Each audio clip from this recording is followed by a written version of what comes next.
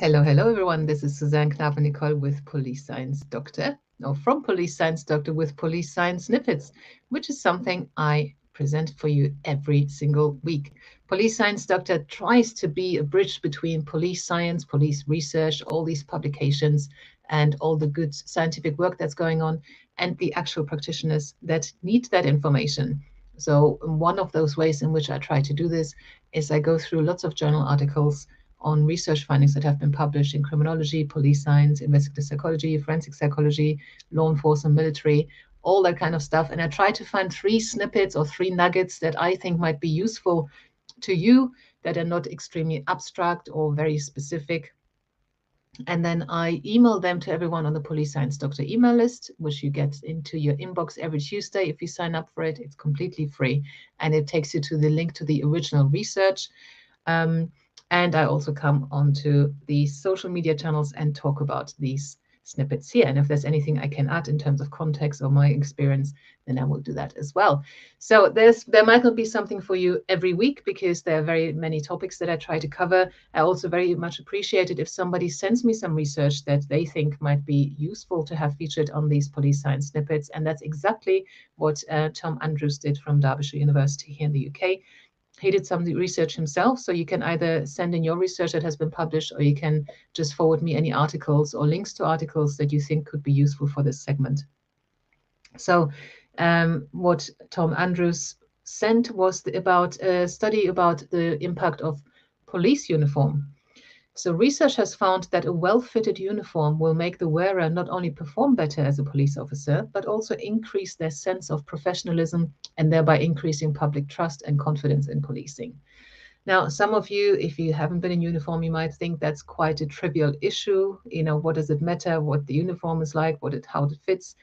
Actually, it does matter. So I was a PCSO in London, that's a police community support officer. We did have uniform, slightly different to police officers' uniform, and I felt horrible in that uniform, and I didn't like the job, not just because of the uniform wearing, but it just was. For example, I had to have my shirt tucked into my trousers, and I never do that. And there's, especially for women, I've heard a lot of complaint about police uniform because they sometimes feel more comfortable in men's trousers, sometimes in females' trousers, and there can even be health issues for women from wearing trousers that are not well designed, and that they're running around, walking around all day in them, and it can cause issues. So uniform is actually really important.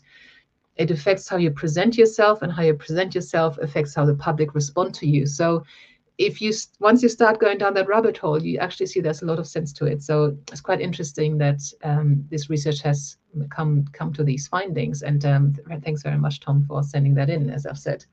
The second snippet for today is about tattoos and arrests.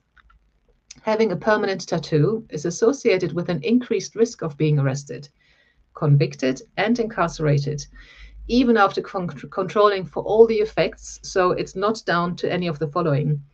The effects of self-reported crime and delinquency, levels of self-control, exposure to delinquent peers, and key demographic factors. So these are all things that could have an impact on somebody's levels of arrest and conviction, but actually all of those were taken out of the equation. It really was down to whether someone has or has not got tattoos. Tattoos may have a labeling effect that is used to process persons through the criminal justice system. So found that quite interesting. There's a lot of police officers here in the UK who have tattoos. I don't know if I ever noticed that in Germany. I generally found there were fewer people in Germany who have tattoos, but then I haven't lived in Germany for 25 years. And the third snippet for this week is about revenge porn in youngsters. LGB plus youngsters are more likely to be victimized through non-consensual distribution of sexual images and footage, I guess, than their heterosexual peers.